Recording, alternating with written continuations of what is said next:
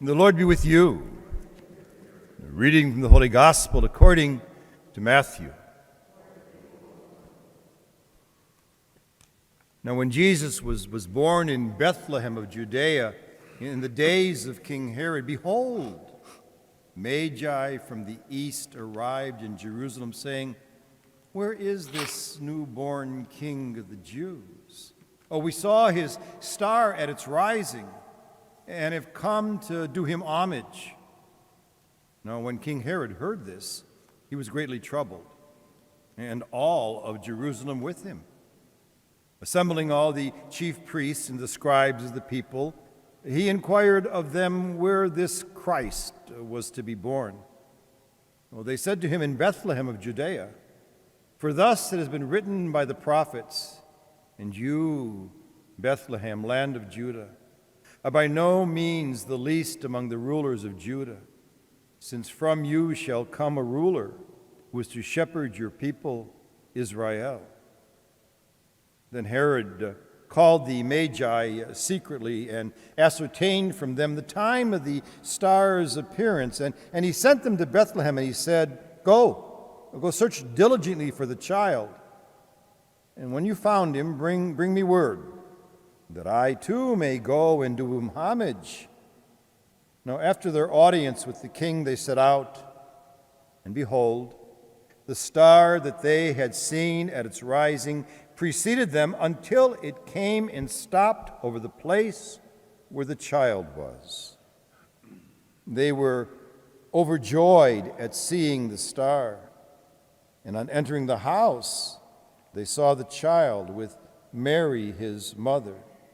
Oh, they prostrated themselves and they did him homage, and they opened up their coffers and offered him gifts of gold and frankincense and myrrh. And having been warned in a dream not to return to Herod, they departed for their country by another route. The Gospel of the Lord. Amen.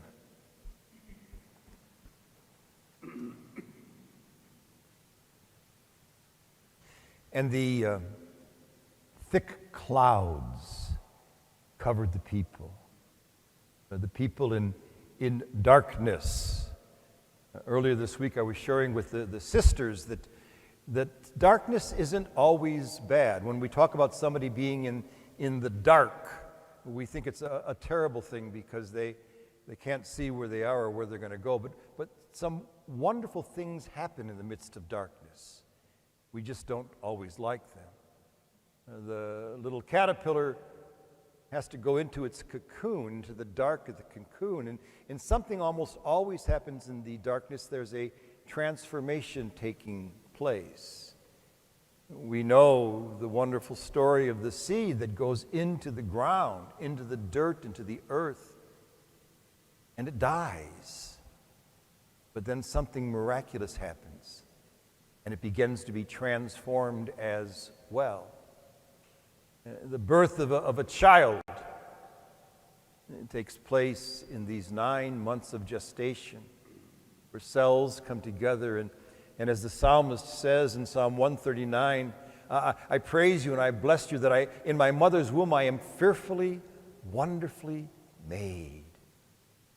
And in the midst of that darkness, when the time comes, she gives birth to brand new life. And in the spiritual life, there is the dark night of the soul.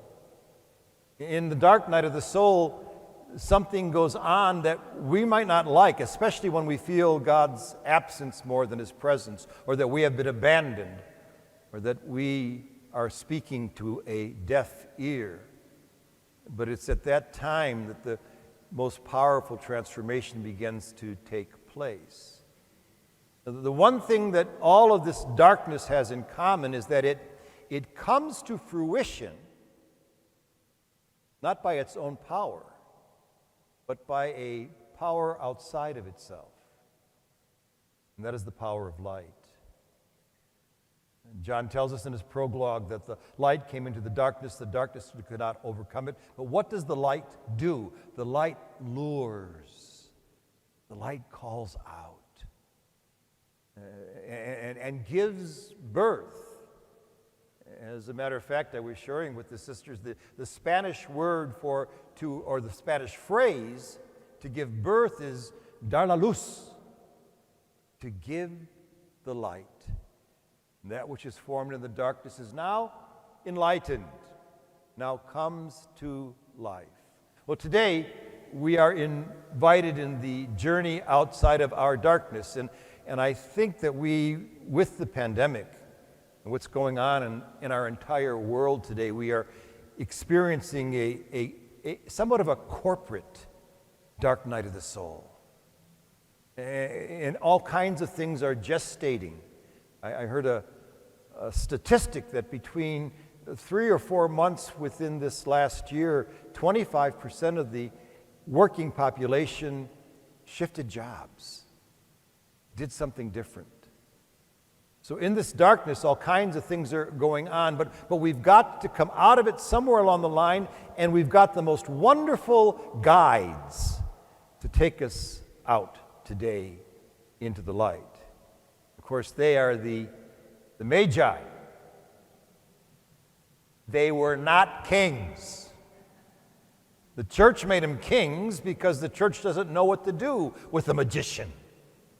But could you imagine 3 sovereigns, 3 kings doing anything together, let alone going a great distance to look for another king to bow down before? You know, there are 4 major archetypes. The first, indeed, is the archetype of the king, and the job of the king is to embody the realm. The job of the archetype of the warriors is to protect the realm and give it boundaries so it has a good, strong identity. The job of the archetype of the lover is to give it zest, give it the juices to produce and reproduce and just give life. But the job of the magician, and today we are dealing with magi. The job of the magician is not to hide reality, but to unveil reality. You know, we are so conditioned to thinking that a magician is someone like David Copperfield who makes the Eiffel Tower disappear. But that's an illusion. The true archetype of a real magician is to unveil what's hidden. The real magician was able to take the base metal and turn it into gold. One of the gifts of a good, say, a magician priest, is to be a good father confessor, where you come up with your base metal, and you walk out transformed. You go into that darkness, and you come out into the light.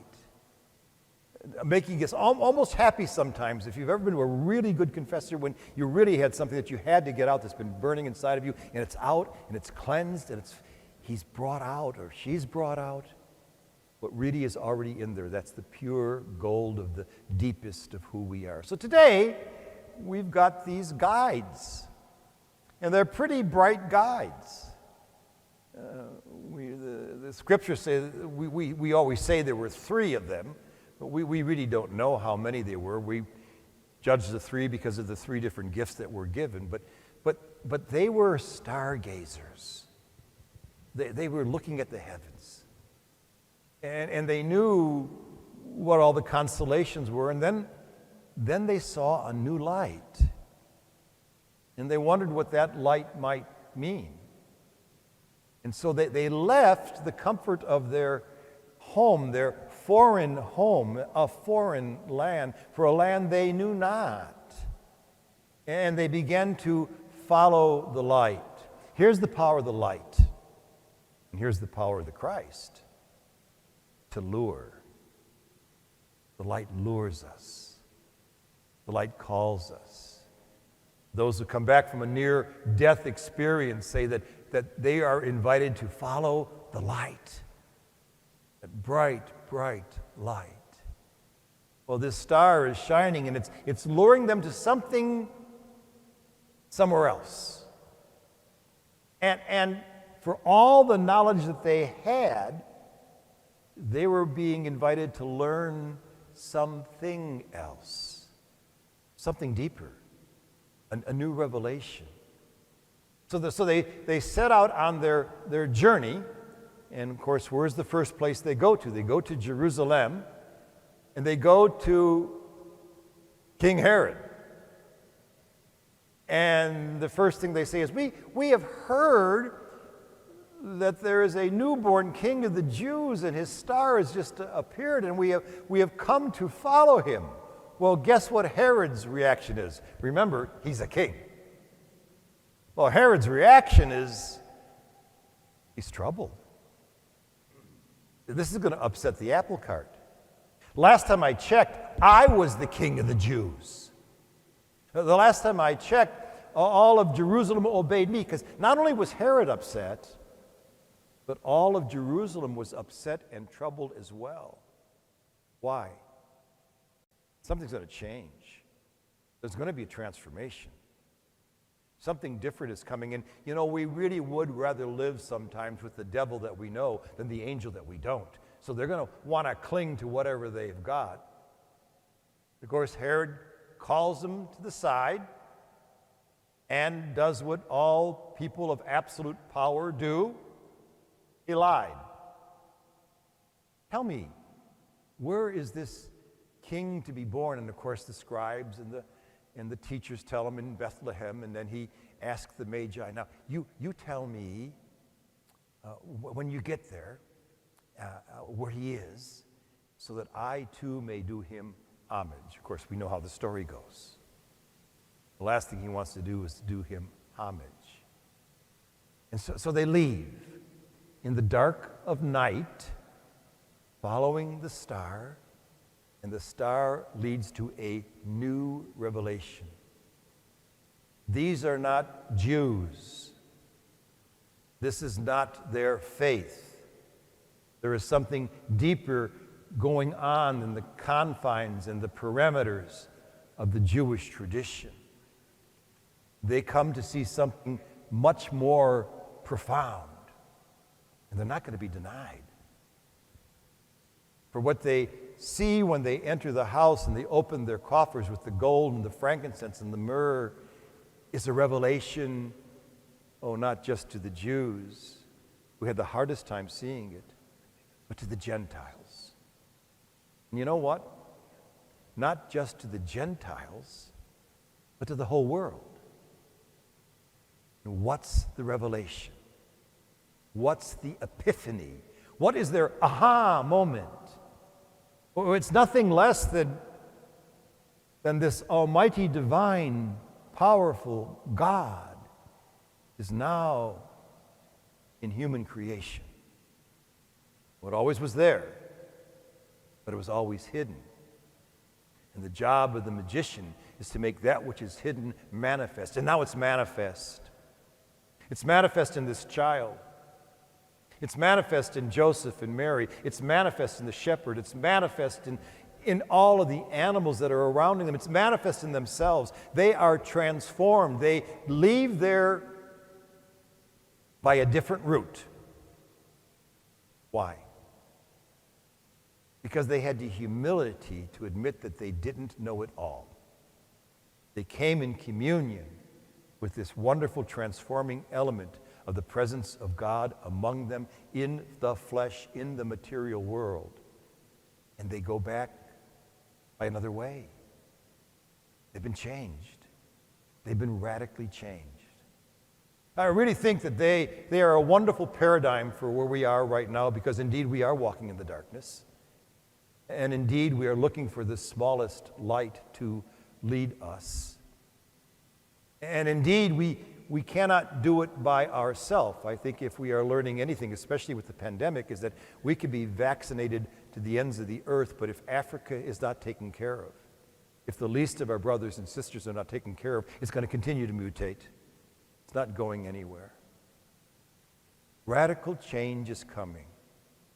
Our Holy Father, in his last book is telling us that this is not the end of a year. This is an end of an epoch. This is an end of an age. And if we have the humility and the willingness to look deeper and to follow the sages, the wise ones, the magicians, there's no doubt in my mind that as a community, a global community, we can see the light.